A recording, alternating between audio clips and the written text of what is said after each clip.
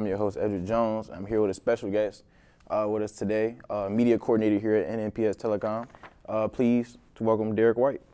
Thank you so much for having me. I appreciate being here with you guys and sharing with you my experience here at Telecom, my work experience here, and just I'm looking forward to this interview. Okay, so let's start off. Give us a little backstory about what you did either in the past or what you're doing right now. Well, let me start off by saying this. I am a graduate of Telecom. Myself, I spent 2 years here from 1988 through 1990 in this very studio, in this very room. We won some of the premier awards for Telecom, and were recognized for the school system here in broadcast. And even from that time, from 1990 up until now, I've spent 20-something years in the broadcast industry, which has had its ups and downs and its changes with trends. So here I am. So I'm glad to be here. Okay, so you say you won a whole bunch of prestigious awards when you was at Telecom. Can you tell us about your experience at Telecom? Yeah, so let's start off by this. 1990, in the archives, we won the Orange Juice National Video first place. That Man and His Orange. Myself, the Fair Brown, who some know as the comedian Coco Brown. Some people that were on that particular, in that particular video, Tanya Bishop, Courtney Terry. This was some of the, some footage of how it was choreographed and how it was put together. And I was extremely proud of this because we actually spent, myself, Courtney Terry and I, spent probably about 10 hours editing this video together. So in the video, I was the man in that orange. So anybody can go to NNPS to check it out. It was just a wonderful experience that opened a great door for a great career in broadcast, and I'm really, really proud of it. Yeah, that's amazing. And you said you took 10 hours editing? 10 hours editing, yes. 10 hours editing, yes. Okay, so during that particular time, we actually recorded all of the footage on 3 1/4 tapes. 3 1/4 tapes. And I remember sitting in the control room, myself and Courtney Terry. We actually had tapes stacked up, different footage. We had to run footage. There was no Avid. There was no. What we had back then was a digital video. I forgot what it was called. Digital video something. And so we had to edit the footage, run it through the digital video effects machine, which included the graphics, which included some of the music. The music was pre-produced. None of it was anything that was out there then. And it was a wonderful experience. It was a wonderful experience because it gave us the opportunity and it put the spotlight on the program here and what we were doing as a successful unit in Newport News Public Schools. And by the way, let me give a shout out to my instructor, Dr. Rosalind Whitaker Heck, and the facilitator of Newport News Public Schools at that particular time, Mr. Paul Cummings, who were very instrumental and extremely encouraging, not just to us, but to others in the program to pursue a career in broadcast. So that's where my career started. And in fact, initially, when I was in high school, because I graduated from Newport News Public Schools, Warwick High School in 1990, I wasn't going to major in broadcast. I was going to be an architect. I wanted to be an architect. But somehow, you know, with the changing of times and how things happen, I decided to look into a career in broadcast, and it's really done well for me. So with the knowledge from Telecom, how was you able to translate that to college? My college career started off at Virginia State University, Hail State. Virginia State University in Petersburg, I was an English communications major, and this prepared me for what at that particular time other persons coming in as freshmen had no knowledge of. There was no knowledge of studio protocol. There was no knowledge of editing. There was no knowledge of writing. So persons that were coming into the program at Virginia State University, they had to start off fresh. So when I walked into the program at the school, I knew how to write scripts. I understood the teleprompter. I understood the Grass Valley group switcher. I understood those particular things. Where other students didn't, they didn't have that particular understanding. And to that regards, true story. When I was at Virginia State, I said, you know what? I said, I am going to go and I am going to audition for a DJ's role. WVST, 91.3 WVST. Oh, yeah. So I said, you know, I'm going to go ahead, I'm going to audition. And of course, at that particular time, you had a cue card in front of you and you're sitting there with the cue card and you're reading the script. And I can remember this. The program director at that time, the room was filled with people. So the room is filled with people and I'm sitting there and I finished reading off the cue card. And he says to me, he says, you don't have a radio voice. Now you can imagine at that particular time, there are a group of people auditioning for a DJ spot and you heard the program director say, you don't have a radio voice. So you feel like wonk, wonk, wonk. Yeah. So, but what he said after that, it changed my mind. It changed my concept. He said, you don't have a radio voice, you have a TV voice. So what I learned from that is a rejection on one side in the field of broadcast, any field of broadcast or any field of journalism is not necessarily rejection, it's a pivot. So what I did was I took that life lesson and applied it to everything that I did in my career. So when he said radio voice, what's the difference between a radio voice and a TV voice? Because you probably have a radio voice. Your voice is more of a deeper tenor, whereas my voice was more so of that of an anchor, or more so because the way I enunciated my words, my diction was different. So he saw me as someone who could possibly be a reporter, or possibly be an anchor, or possibly a news director, in which I never wanted to be in front of the camera. I've always, my goal was to become either a news director or to become a general manager at a TV station. That was my particular goal.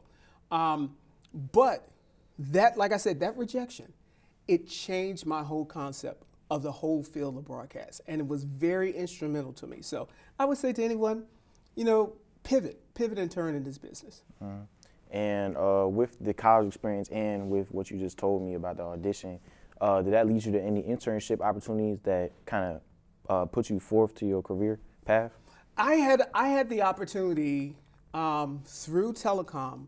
I was introduced to, in fact, my former instructor, Ms. Whitaker, Ms. Whitaker Heck, her husband, Ted Heck. During that particular time, I learned the basics of editing.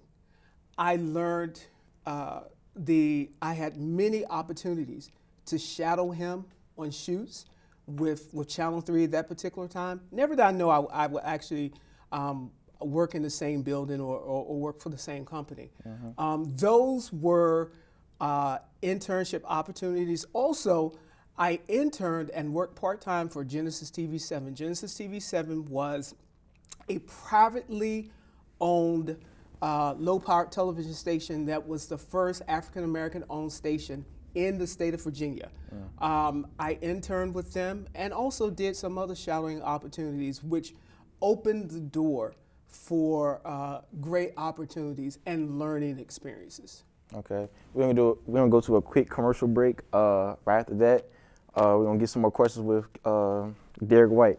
So we're gonna catch you right back.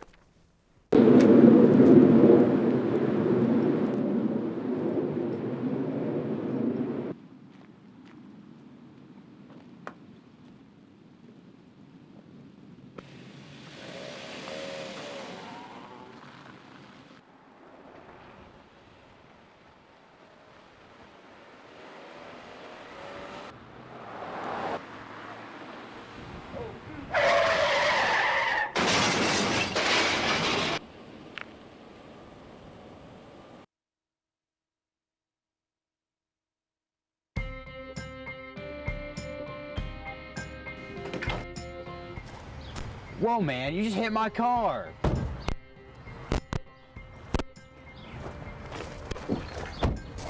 Chill out, man. I didn't even hit your car. I'll show you chill out. That was a bit of an overreaction. In order to manage your anger better and make sure events like this don't happen to you, here are a few small pieces of advice that you can follow. Think before acting. Take deep breaths. By following just these 2 pieces of advice, we can all start to live much healthier, happier lives.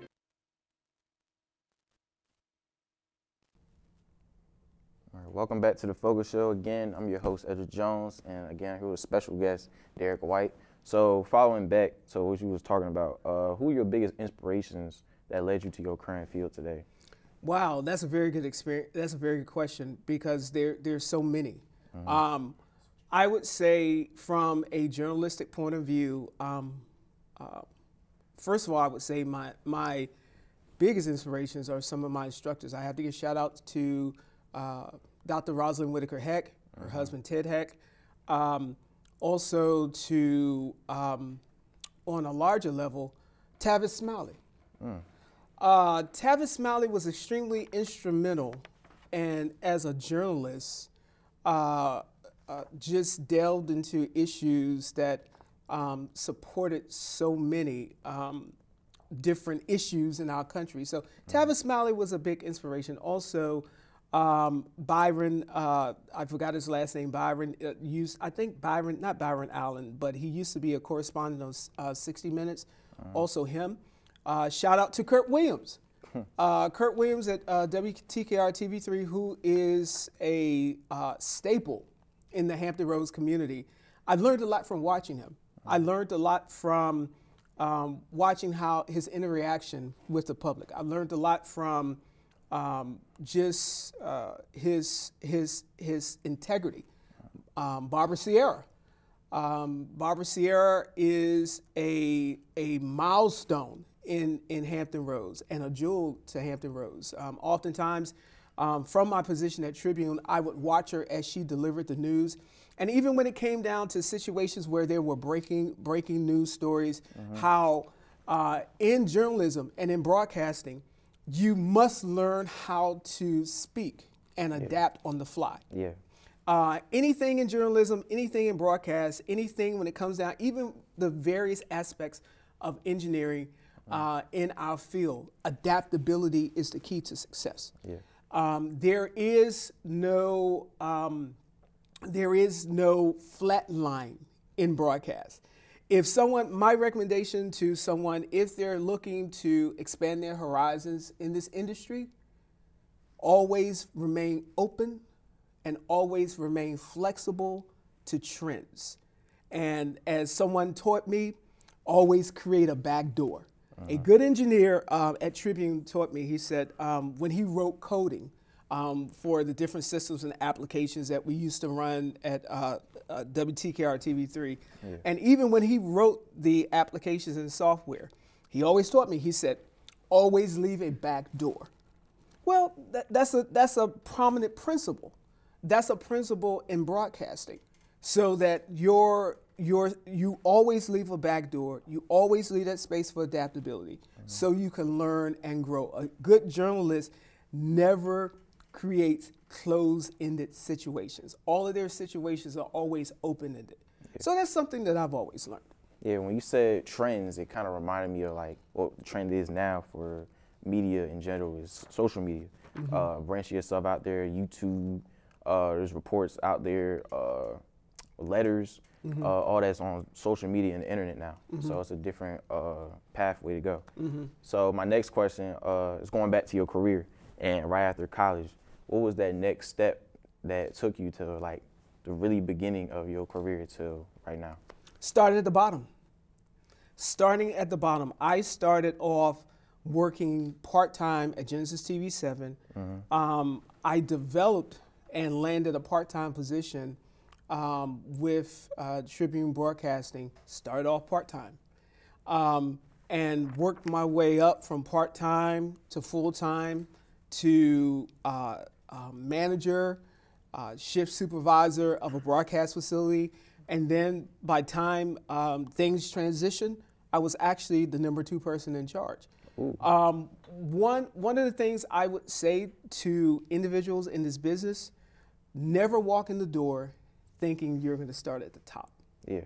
It's important to have that foundation to learn and to grow. And if I did not spend those years from the bottom, applying myself, learning and growing, I would have never been where I am today. And it's not just a experience aspect. It's a life lesson. Broadcast is a constant moving mechanism.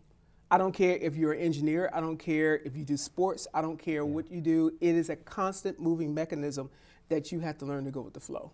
So that's what I've learned. Did you have any side hobbies outside of just Oh, media wow. or journalism? Side hobbies. Yeah, I'm in the process of writing a book. Ooh. Okay.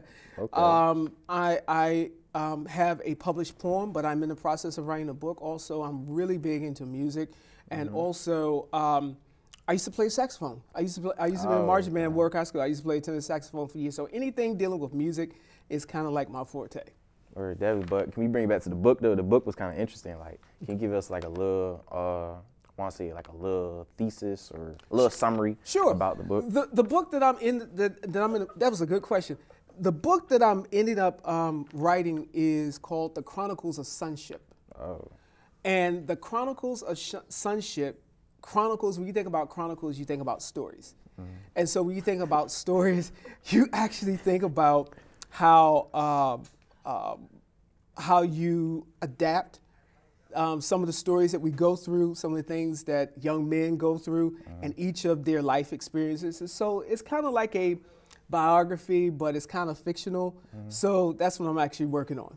So it sounds like it's coming from personal experiences. Personal experiences. Yes, personal experiences. Personal experiences and experiences with my friends. Yeah. One of the things that, one person that I do admire, going back to your previous question, was Bill Cosby. A lot of Bill Cosby was and is a controversial figure, but in his depiction of his life and his story and what he created is something, in my opinion, that can never be delineated based upon his outside items that may have took him to the side. But Bill Cosby was very instrumental with taking his life from his childhood friends. Of course, everybody remember the cartoon Fat Albert. Everybody remember all of the characters in the Cosby Show. Well, some of the characters in the Cosby Show became his foundation from Fat Albert. So he was actually able to take his life experiences and create a world. And so that's fascinating to me. Yeah. So we're going to wrap it up here, the Focus Show. Thank you for coming, You're welcome. Mr. White. And we'll catch you on another episode. Again, I'm your host, Edric Jones, and see you soon.